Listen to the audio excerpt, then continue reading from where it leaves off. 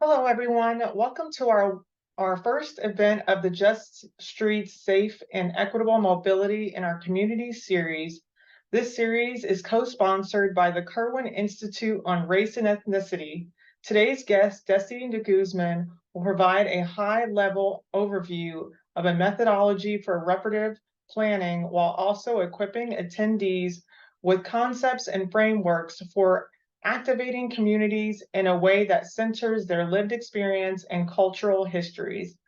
My name is Jerica Logan, and I am the Outreach Coordinator for the Center for Urban and Regional Analysis, otherwise known as CURA. I will be your host for this event. If you require closed captioning, you will find a box at the bottom of the screen called CC. Click the box and select Show Subtitles. This will allow you to see subtitles during the presentation. Please feel free to submit questions at any time during the webinar in the Q&A box. We will ask as many of your questions as we can in the last portion of the presentation. And if we do not get to your question, we do apologize. If you have any additional questions following the event, please feel free to email me at logan.433@osu.edu. This event is approved for one AICP CM credit. To claim your CM credits, log into the My APA account on the APA website and enter it into your online CM event log. There will also be a brief survey at the end of the webinar. If you have time, please provide your feedback. To learn more about Cura's future events or sign up for our monthly newsletter, visit cura.osu.edu. You can also like Cura on Facebook and follow us on Twitter, Instagram, and LinkedIn. Also, don't miss out on our next event on October 20th with Jesse Singer for There Are No Accidents, Racism, Poverty, and the Illusion of Human Error in America's Traffic and Accident Epidemic. I'm now going to pass it over to Kirwan Director, Ange-Marie Hancock. Good afternoon. Thank you very much, Jerica, and thank you everyone for joining us. My name is Ange-Marie Hancock, and I'm the new Executive Director of the Kirwan Institute for the Study of Race and Ethnicity at The Ohio State University. I joined the university in January after 15 years at the University of Southern California, and am very, very excited about Kirwan's collaboration with Cura on this series this fall. And very grateful to Jerica and Harvey Miller for inviting us to kind of include this as part of our ongoing Kirwan Forum series that we do every academic year. I have the pleasure and the honor of moderating today's conversation, and I am thrilled to introduce Dr. Destiny Deguzman. She is the founder and CEO of Thrivance Group, which is a multi-regional, socially responsible, for-profit firm that works to make public spaces and public services more safe, healthy, and accessible, especially for Black, Indigenous, and transgender people and those with disabilities. Dr. Deguzman earned a Bachelor of Arts in Political Science from Fisk University in 2006, a Master of Public Administration with an emphasis in Public Health and Nonprofit Management from Tennessee State University in 2008, and a PhD in Social and Cultural Anthropology from the California Institute of Integral Studies in 2016. She is a creative who seeks to embody servant leadership and is a proud member of Delta Sigma Theta Sorority Incorporated. Dr. Deguzman is a sociocultural anthropologist with over 15 years of experience developing equitable systems in government and nonprofit spaces. Her methods include dignity-infused community engagement, participatory governance, interdisciplinary praxis, critical race theory, gender studies, and anti-displacement. Having worked extensively in civil service at Caltrans, which is the California Department of Transportation, as an environmental planner with a special focus on Indigenous communities, and at the Los Angeles Department of Transportation as a lead on community engagement, Dr. Deguzman is dedicated to achieving equitable transportation governance and reparative transportation planning. I'm going to turn it over to Dr. Deguzman. And as Jerica said, we'll have about 30 to 35 minutes of presentation. Please use the Q&A feature for any questions that you would like Dr. Deguzman to answer. And we will go ahead and moderate that part of the conversation once she's done presenting. So, Dr. Deguzman, over to you.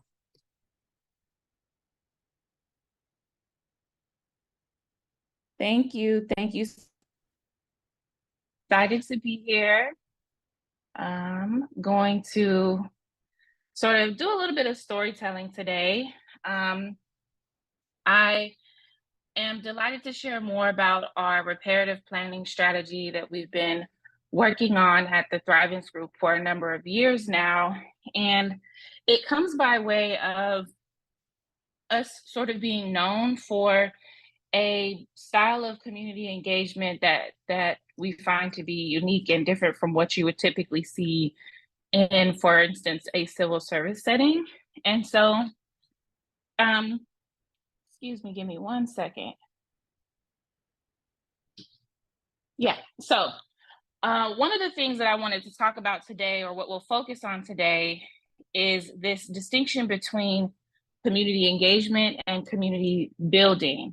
And so a lot of times I hear from people who are wanting to do exciting methods for community engagement. They want to see thousands of people come out. They want to send out thousands of surveys. They want to get everyone to say yes to their projects, and they want to do some consensus building activities. And somewhere we kind of lost our way as an industry, as a sector. Those of us who do built sciences, so transportation planning, housing planning, city planning, we all kind of lost our way with the sort of data frenzy, the desire to be able to say we touched a certain number of people or asked a certain number of people questions. Community engagement, typically how we would see that defined is maybe you have sort of a pre-conceptual phase of a project where we have an idea based on the funding mechanism that we have of, you know, what neighborhood we want to interact with, the specific project, and maybe some high level notions of what the project elements would be. And we take that to the community, we inform them, we ask for their feedback. Maybe if we have the resources, we make a couple of changes to the project. And then maybe if we have resources, we go back out to the public with those changes, ask for feedback again, and then we call our community engagement work complete. So what's problematic about that, and which we've seen, is that we're seeing more and more what are known as unintended consequences. We're seeing communities experiencing rapid rates of gentrification and displacement. We're seeing an uptick in policing and criminalization of mobility in our neighborhoods. We are also seeing an increase in respiratory illnesses because we haven't quite been able to wrap our heads around the climate impacts associated with our work. And we're also seeing people just become sort of apathetic about civic engagement altogether. And I believe that it's because our current mode of doing community engagement lacks a moral compass.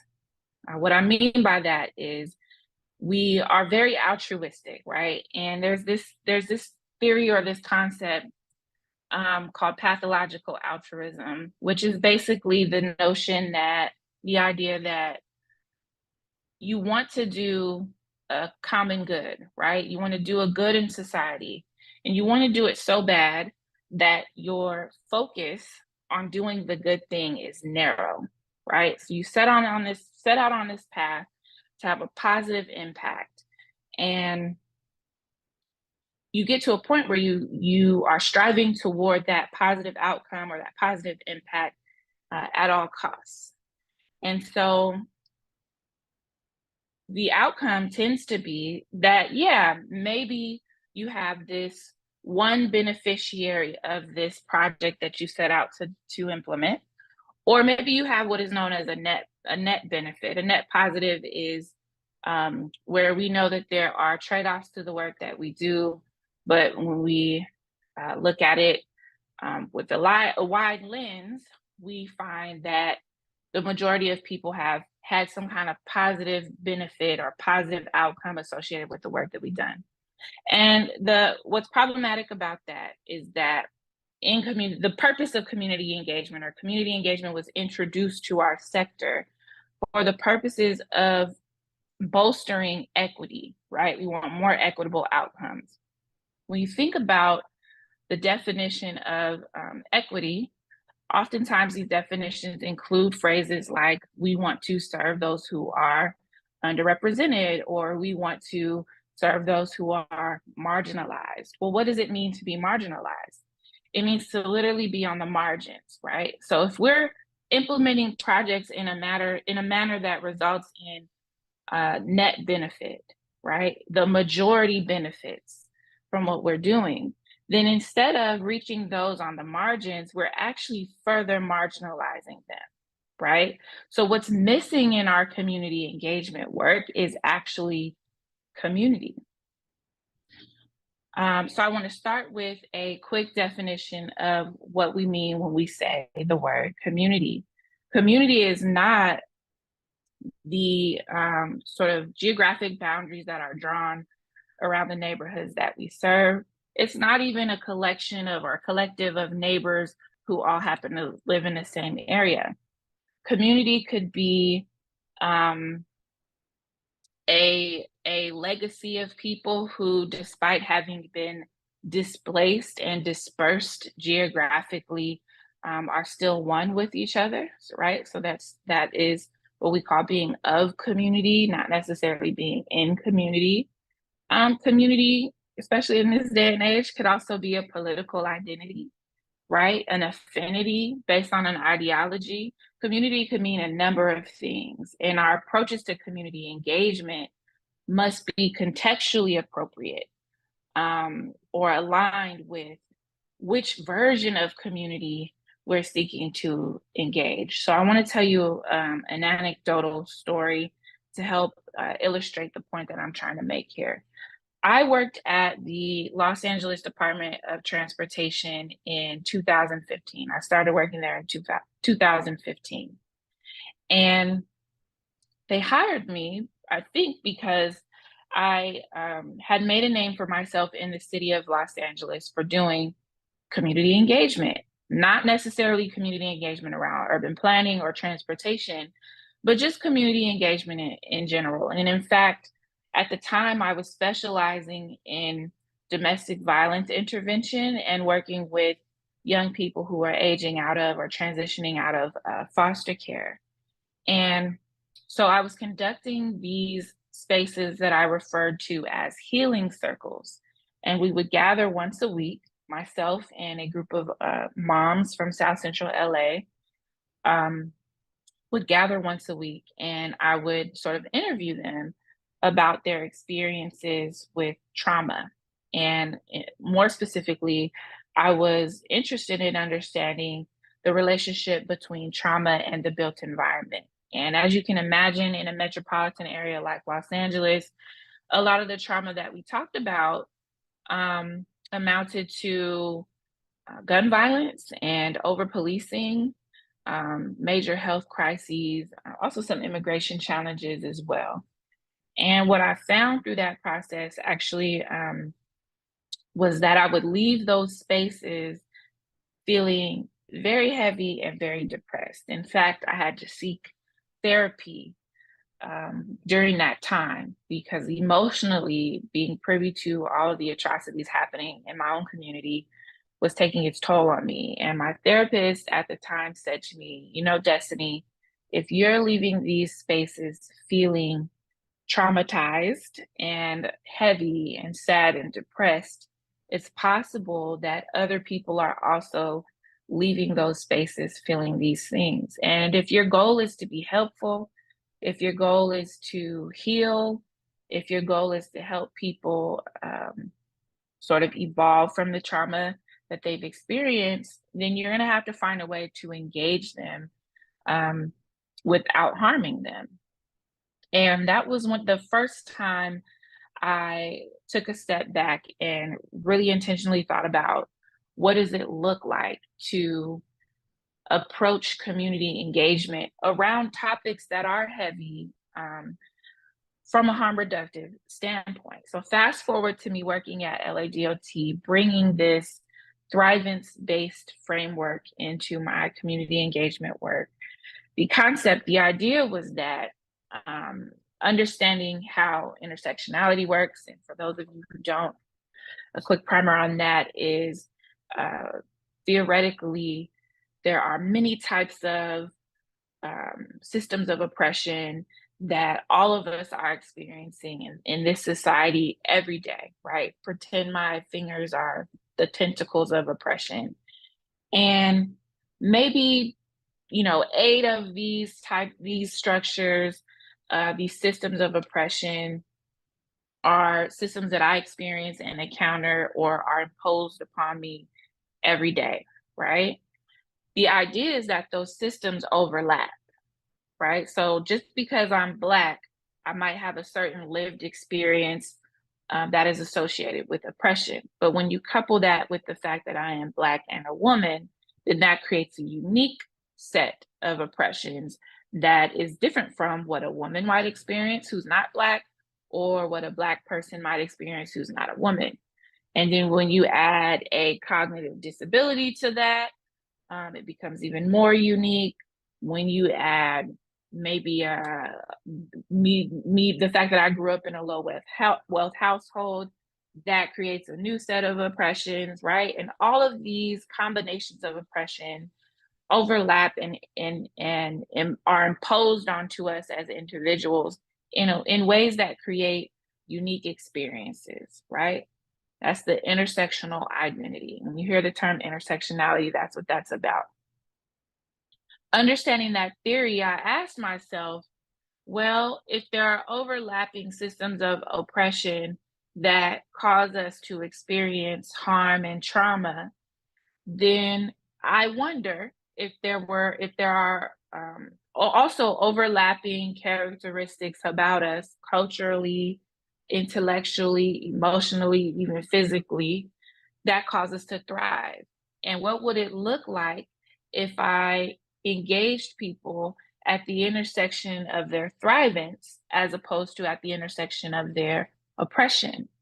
And so all of my community engagement methodologies stem from this important question. What is it about us as individuals, but more importantly as communities, that causes us to thrive, despite of, but also independent of the various forms of oppression that we may be experiencing? So this is the framework that I bring to transportation and urban planning. Well, a lot of people were not fond of that, because what it meant was, in the civil service setting, I'm taking my time. I want to get to know people. I'm having coffees with Ms. Jackson on the corridor. I'm going for long walks in the middle of the day. I'm not just showing up to neighborhoods as an observer. I'm showing up to neighborhoods as a participant, sometimes as an insider participant and sometimes as an outsider participant. And when I'm asked to do community engagement as a part of a larger planning exercise, the community engagement is often the component that consumes the bulk of our time and a significant amount of our resources. I refused in that capacity to do transportation planning in any other way. So a lot of people think that I come into this space as an engagement planner, when really I'm an environmental planner. I've been a liaison to indigenous communities in the state of California for many years as an environmental planner. I'm also a technically trained transportation planner, and my background is in anthropology. I just happen to do my work in a way that centers community engagement. So I always tell people that I'm not a community engagement expert per se, but I got in trouble, for lack of a better term, because I refused to do these projects in a way that was efficient, or what the system that I worked for defined as efficient. And one of the projects that I will always carry with me in my heart and in my mind in doing this work is our work on Avalon Boulevard. And Avalon Boulevard was a 15-mile long project. It spanned 15 miles of one street that went from nearly downtown Los Angeles all the way to Watts. If anyone is familiar with that city, that's a large stretch. And what was inherently problematic about approaching community engagement on that project was 15 miles could be 50 different so-called communities, right? The community located at mile 2 is not going to be the same community located at mile 15. But I have one pot of money, one window of opportunity to engage folks about one project that is imposing a single design package across the entire span. So the first thing that I did was I hired what we called a dignity team at the time. And those were people who would otherwise not have access to employment, and who were from and living in these various neighborhoods. So we had young people aging out of foster care. We had people with severe cognitive disabilities. We had former veterans. We had survivors of intimate partner violence. We had people with drug and alcohol addictions. And we created a space that was just for the dignity team outside of our company, our agency offices, where we met almost every day. We talked about how we were experiencing our communities. And collectively, as residents who were being paid to steer the community engagement process, we were able to come up with an approach to community engagement. So we divided the corridor up into 30 different communities, and we were intentional enough to plan 30 different community engagement strategies to cover that span of corridor.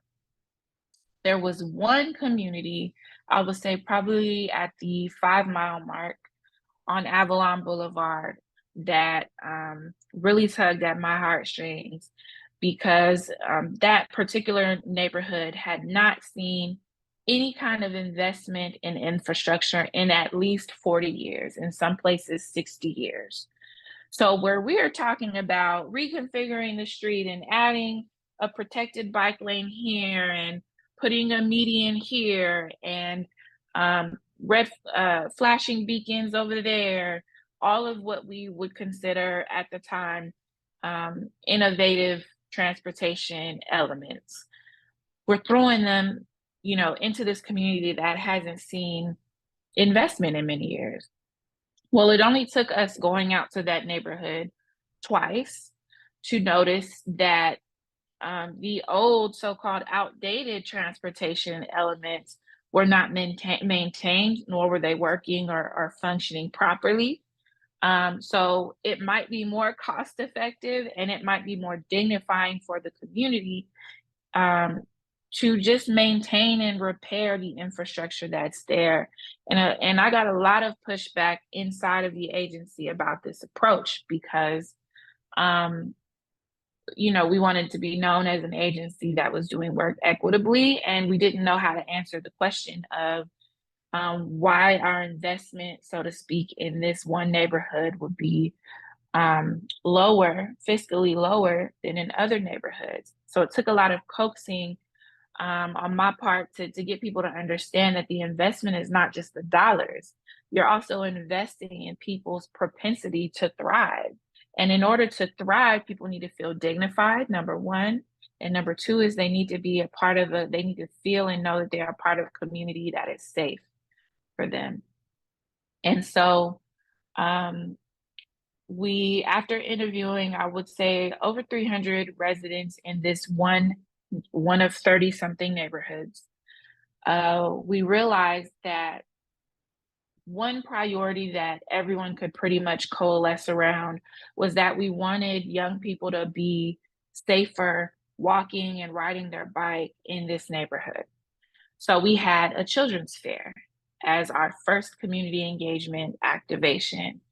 And we went through all the processes of closing the street down and getting our permits to have our event, setting up our DJ booth, getting the food trucks out there, setting up our tables with the balloons and the clowns. And we even created a toddler-sized experience of the built environment, or excuse me, the inverse of that. We scaled everything up so that tall people and adults could experience the environment the way toddlers and short people experience the environment, because we felt like that perspective was missing from the discussion.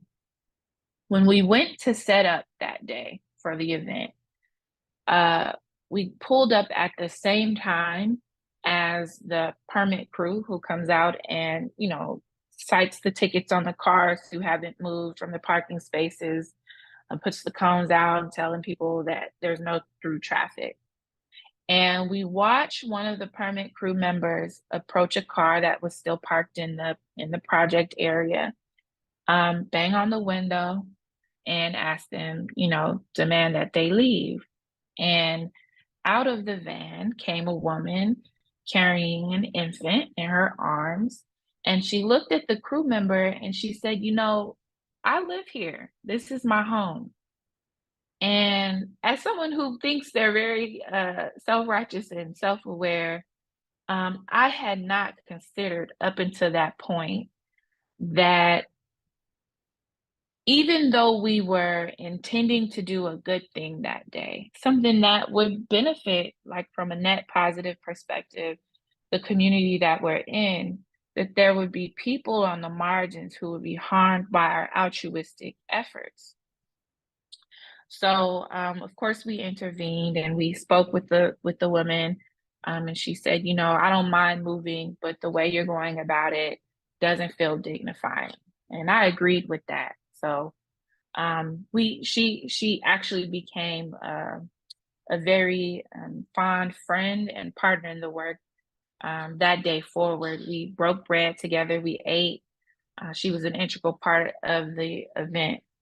Later that day, I met a young woman at our feedback booth. I think she was about 7 years old. And at our booth, we were asking a simple question, right? What is it that you love about your neighborhood? And another question was, what makes you feel safe in your neighborhood? These were two questions that we were posing to the young people who were in attendance of our children's fair. And there was one young woman who, every time we asked her, where do you feel safe, or how do you feel safe, or what feels safe, or what would feel safe in your neighborhood, no matter how many times we rephrased the question, this young lady would always respond by saying, I feel safe in the house. And we were thinking, oh, she doesn't understand. Like, we're talking about not just your house as the neighborhood, but the sidewalk or at the park. And she said, no, I understand. I feel safe in the house. And specifically, she said she felt safe in the back of the house. And what we realized was that our definition of safety did not take into account the contextual definition or understanding of safety for that community. She felt safe in the house because this is a community that often has vehicle crashes in the intersection right in front of her door. Sometimes they have gun violence in the neighborhood, and then other times there might just be things in the street or on the ground that are make it difficult for her as a smaller person to navigate. So this was the second epiphany that we had that day, that one, our altruism could be harmful, but two, that our transportation safety efforts would ultimately fail this neighborhood because we hadn't taken into account that there were other safety priorities that needed to really be resolved or at least meaningfully handled before we could get to a conversation about where to put a bike lane. So Avalon Boulevard was the project that got me to thinking about in what other ways are we meaning to do a good thing in our work, but actually that work is resulting in harm. And so there are 5 community engagement tactics that I believe actually harm communities as opposed to helping them. Number 1 on my list is pilot projects. Pilot projects like we used to do pop-up roundabouts. If we were thinking about putting a roundabout at an intersection to slow or calm traffic, we would just install a temporary one and stand out there, you know, with donuts and coffee, and help people cross the street through them and you know, direct traffic around them. And aesthetically, they were a very beautiful, it was a very beautiful activity to take part in, right? To see the neighborhood transform overnight and to see residents inquiring about and becoming interested in these new transportation elements. But what I noticed was we would leave those moments with the sort of data from the feedback from people, and we would use that data to support our argument in favor of a permanent intervention.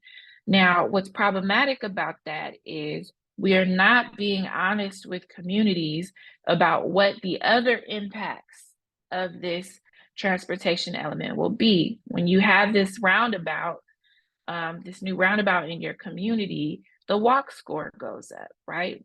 There's now more room for connecting a bike network in the neighborhood. And these things are great, don't get me wrong.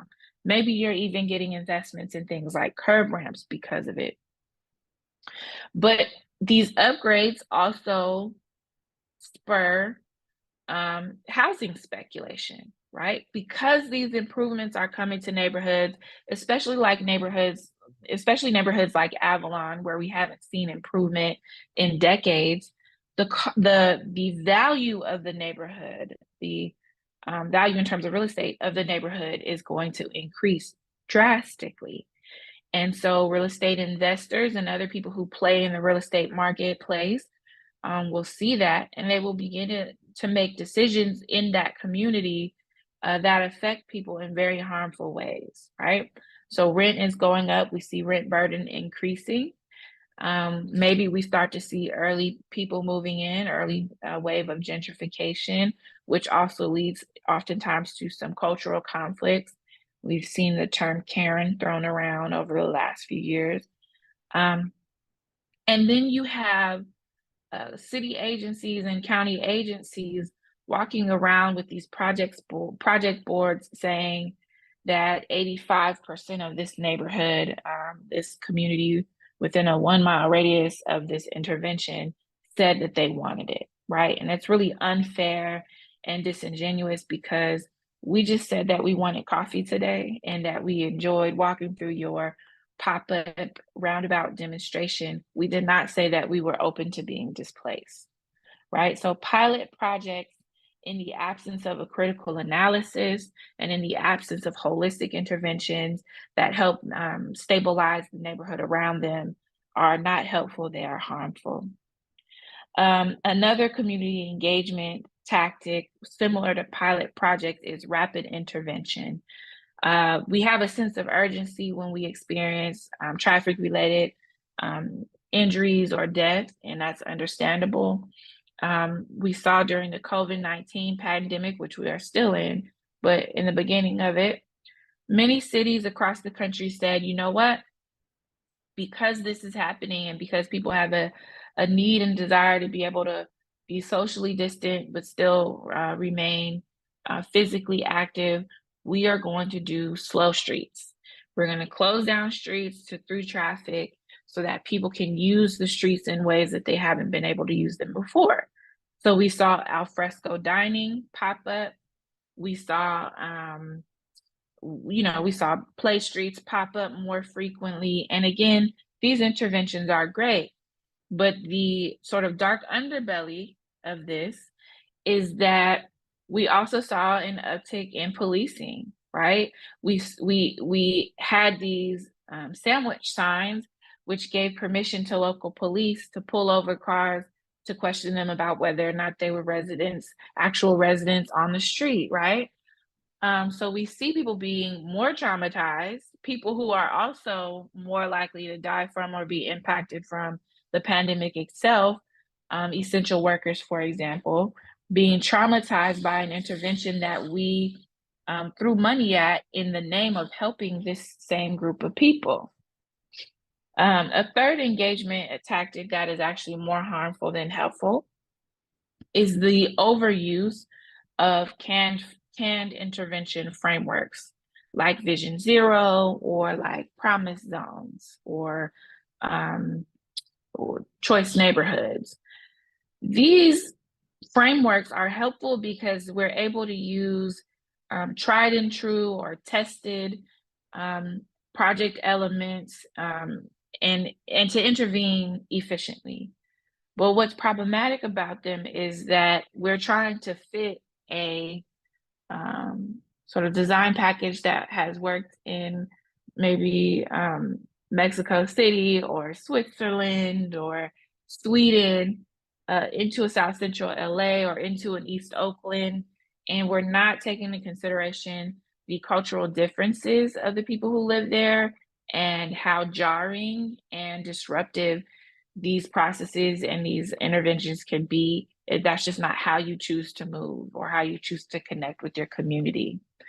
The fourth thing is what I call high stakes engagement. And I'll wrap up in about 5 minutes here. The fourth thing is high stakes engagement. And this is where we have these brief or short windows of opportunity for people to engage with the project, right? There's one decision making point. If you want to provide feedback or if you have questions, we're asking everyone to come to this one open house or this one public comment period. And then that's that, as opposed to an ongoing open stream of communication that's even happening without having to talk about a specific project, right? Like, what does it look like to have community engagement that is not project specific? But the high stakes engagement is particularly problematic because we are asking communities to help us make decisions oftentimes while they are under duress, right? You know, you have a limited amount of time. You probably won't make the best decision. You probably won't think of all of the questions that you have, or maybe there are other pressing issues like rent burden, like a chronic illness that causes you to need more time to really process what is happening in your neighborhood. The last engagement tactic that is actually more harmful than helpful is what I refer to as single discipline planning. So we're throwing the transportation planning interventions into one neighborhood while we're also seeing the Bureau of Engineers and the Parks and Recreations and the social services and the mental health department all inundating this community in a way that leads to community engagement fatigue, decision-making fatigue.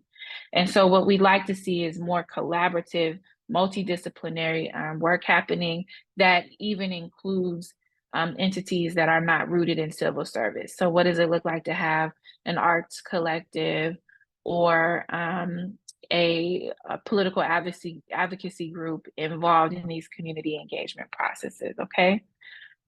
We're going to talk about one intervention that kind of disrupts these negative tendencies, but there are 5 that I want to make you aware of that you can look up on your own, right? So harm reductive approaches, harm reduction is a framework that should really be at the center or core of any community engagement strategy that you develop. Transformative justice is another framework that I find is helpful when you're navigating a community that is experiencing distrust or has been harmed at the hands of local government. Community organizing is a mode of community engagement that allows people to show up to the process with a political identity and with a body politic that is less transactional than just asking what color paint do you want to see in your intersection mural. And then there's returning to nature, right? So the disconnect between people, communities, and nature or environment is in a lot of ways leading to or perpetuating the harm that we keep throwing interventions at. So as often as you can incorporate nature and the sacredness of our environment in your work, I recommend doing that. And then lastly, what we'll talk about right now is reparative planning. So I want to briefly, especially and definitely with the interest of time in mind, share what our framework for reparative planning looks like. And reparative planning at the Thrivance group is exactly what it sounds like. Reparative planning is about offering redress for harms that communities have experienced at the hands of local government or governance related decisions. Okay, it's a 4-pronged litmus test. So anytime we want to do engagement or implement a project, we're asking ourselves these 4 questions. And the first one is this policy or is this project intervention or is this community engagement strategy addressing a specific element of harm? So instead of saying, oh, we're just being equitable, we're doing equity, we're really thinking, what was a moment in this neighborhood where harm occurred, right? Let's say we've been talking about freeways a lot lately. Let's say the introduction of a freeway into a neighborhood. Sure, harmful, but we want to be very specific, right? The freeway at what location, right? And what was the harm that resulted from that freeway showing up? The freeway itself is harmful, but in what ways? Is it high incidences of asthma, disconnect in the community, stalled kinship formations, really naming the harm that has occurred and ideally focusing on one harm, not a plethora of harms. The second thing is thinking about who specifically was harmed, right? And therefore, who should be the recipient of your issue-specific intervention. So we want to create an intervention that matches the harm that occurred. So handing out or discounting education for everyone who lives near the freeway that was installed is not a direct intervention on the specific harm that occurred, right? So we want to ask ourselves, if the harm we're talking about is the severance of a community, then the direct intervention needs to be about how we reform that connection, right? Not just a random, this thing is good and altruistic, so we're throwing it at this community. The third thing, especially once we've generated some preliminary ideas about what we want our intervention to be, we're asking ourselves, will these interventions pose an additional burden or barrier on the community that has experienced harm? Am I asking you to prove that you experienced this harm? Do you only have 20 minutes to respond? Am I asking you to sign up for some kind of surveillance related program where now I'm checking in with you once a month to make sure you're eligible? Those types of things create additional burdens and barriers and actually create a lot more harm than good. And then the last thing that we're asking is, okay, now that we have this concept, is the concept that we've developed actually producing a permanent redress, right? So this is where your pilot projects and rapid intervention projects are not very helpful. Will this intervention not only disrupt the harm that is occurring, but will it heal the people who have been harmed based on their own concept of healing? And also, is this going to prevent this type of harm from happening in the future? And this is where we get hung up a lot, because oftentimes you have to deal with the system or the process that was in play when the harm occurred, okay? So hopefully this has been helpful. This method was a method that's very much inspired by the young woman that I met on Avalon Boulevard. And just so that you know, this is a community that had maybe 500 people show up to vote for their local elected official in the most recent election prior to us doing the engagement. But we had 10,000 people, 10,000, that's not an exaggeration, show up to the so-called open house for the Avalon Boulevard project as a result of our 18 months of intentional dignity-infused community engagement process. So we'll use the rest of our time today here to field questions, and I'll hand it back to you, Ms. Hancock, to help guide us through that. Thank you very much. So thank you, Destiny, for that wonderful presentation. I have one or two questions, and I know our audience has already started to post in the Q&A box. I'm going to start with their question and then pivot to my question after that. And hopefully we'll be able to get a couple more in here as well. So this one is thinking of the intervention to gentrification path. Policing and harm from policing is of high concern, and we know this from the research, particularly as it affects Black women, but also as it affects a number of different folks in terms of high eviction rates based on these harms from policing. I'm wondering if there are ways to develop cohesion in the geographic community as part of the process that can be protective of that risk of over-policing. Yes, excellent question. So I have two responses. The first thing is, as an abolitionist, a prison abolitionist myself, I really believe in a future without policing and without surveillance. And so one of our struggles as advocates for abolition, I have observed, has been that we're not great at offering viable alternatives or helping people to see what it looks like to create a world without policing. So the first thing is, especially through community engagement, when you're having these safety or community or public safety in conversation, make sure that in addition to you suggesting that there is over policing or that policing is harmful, make sure that you're following that up with community-based interventions that serve the function of safety, right, and community protection in ways that help people to understand and see that future that's really easy for us to see without policing.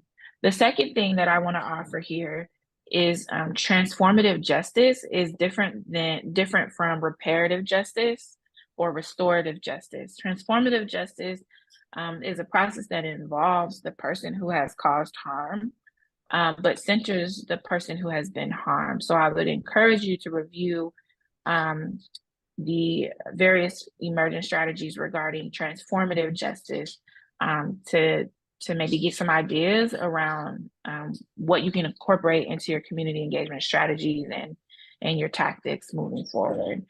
In terms of mending the distrust between communities and police, I, one, don't think it's possible, and two, I don't think it's necessary, right? Why do I need to be in cahoots with someone that I know will or has murdered someone that looks like me because they look like me? I don't find that to be a necessary exercise. So maybe organizing the police to move away from policing is probably a better strategy. That's the idea of trust is something that I wanted to ask briefly about, and then we'll pivot to, we have a couple more questions in the chat, see if we can fit them all in. You had talked about building trust and lack of trust, and it came back in your answer just now. And you mentioned that without intentional attention, planning lacks a moral compass early on in your presentation. And I wanted to connect the dots between the needs for data, and this kind of connects to the second question that in the chat, that's quantitative and so-called objective, and how you were talking about that, and how that kind of has grown as a trend, right? We need more evidence, we need more evidence, we need more data, we need more evidence. And I'm reminded of people like W.B. Du Bois, who thought that enough evidence was eventually going to convince people that racism was wrong. And what ends up happening is that the goalposts just keep moving. And so we've talked a lot about how to build trust for you as a member of the government, right? LA DOT, Caltrans, et cetera, with community. I'm wondering about how do we organize folks who are in the government to really understand this history of communities of color not being believed, right?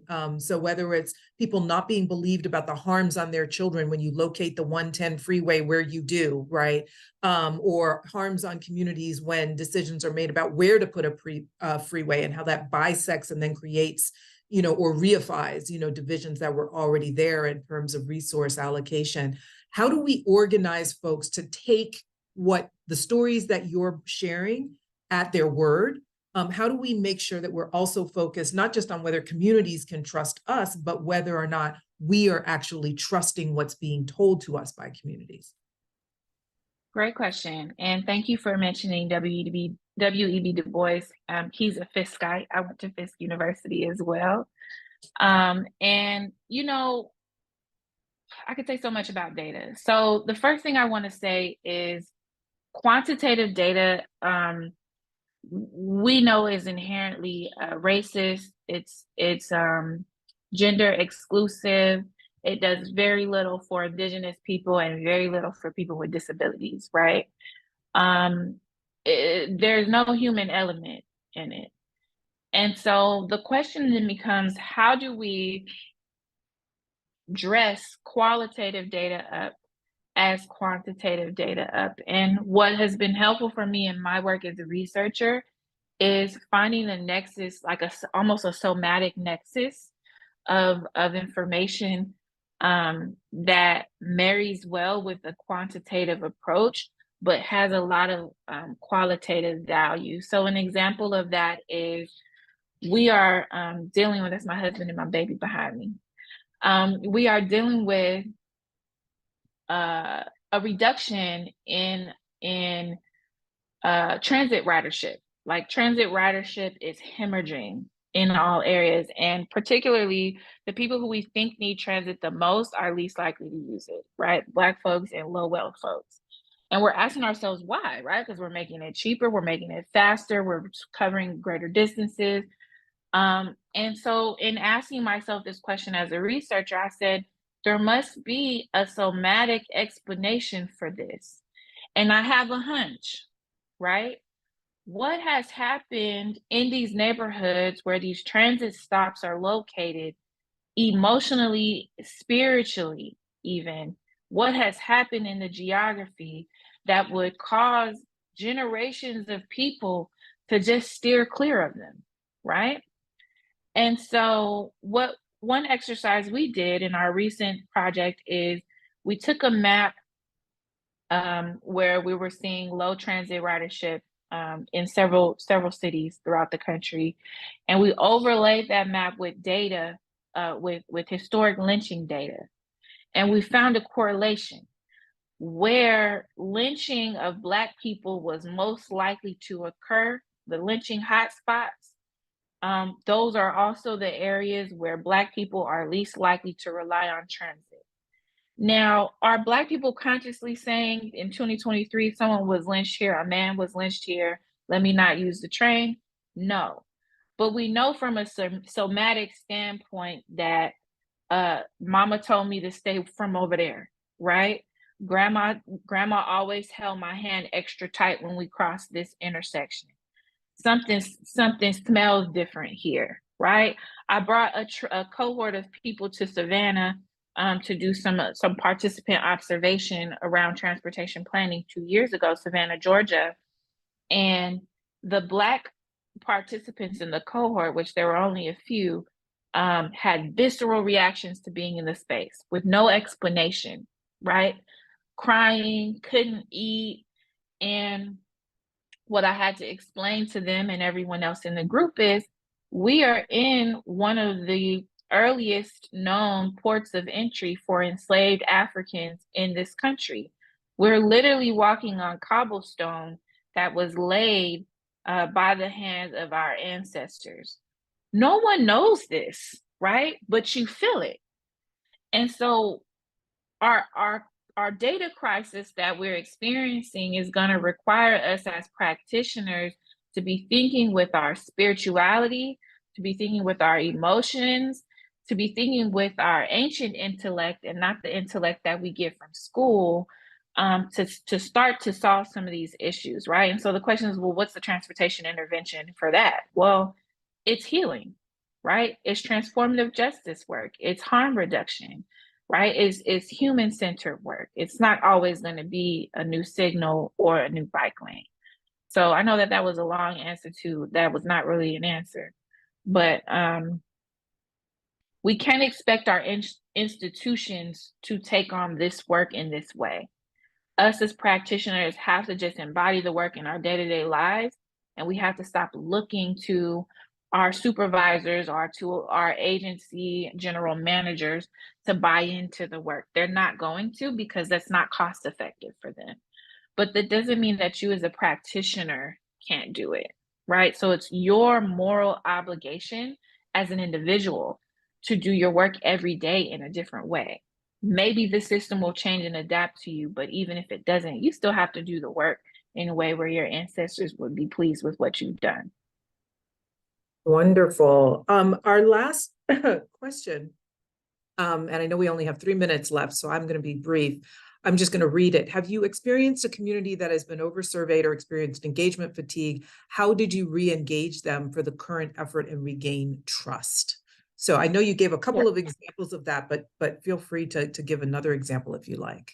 Yeah, so when you're dealing with community engagement, engagement fatigue, you need to prioritize direct intervention work. So instead of just going out and surveying the same community again, we're showing up at the laundromat, and we're buying out the laundromat for a day. We're paying for everybody's loads and washers and dryers. You got to sit there and wait 2 hours anyway. So let's talk about what's going on with public transportation while we sit, right? Or showing up to the car wash where we know you're going to sit for at least 30 minutes. We're covering your wash, and we're talking about how your car is causing trauma and harm in our neighborhood, right? So what is the direct intervention that is of high priority to people in the neighborhood? How can you support them in that way so that they're not, the interaction is not a transactional one where you're extracting information and folks are leaving your engagement still in need of something. Fantastic. And it reminds me just of so much that we try and do to really remember the people who are experiencing the harm are the best positioned to develop the solutions, as much as the rest of the world is kind of stacked against them in terms of being believed and trusted. So that example of the laundromat really resonated with me. So I would, on behalf of Cura and also the Kirwan Institute, like to thank you for illuminating a really important part of what it means to do this kind of work in a way that really honors the mission as opposed to just the assignment, if that makes sense. I want to thank everyone for joining us. Again, please do feel free to reach out and to learn more about Thrivance, Destiny's group, and the kind of work that she's doing around the country to really transform how we think about the way in which we return or restore or implement, if it was never there in the first place, a moral compass for planning. Thank you again, and thanks to everyone for joining us. We wish you a wonderful, safe, and restorative weekend. Thank you.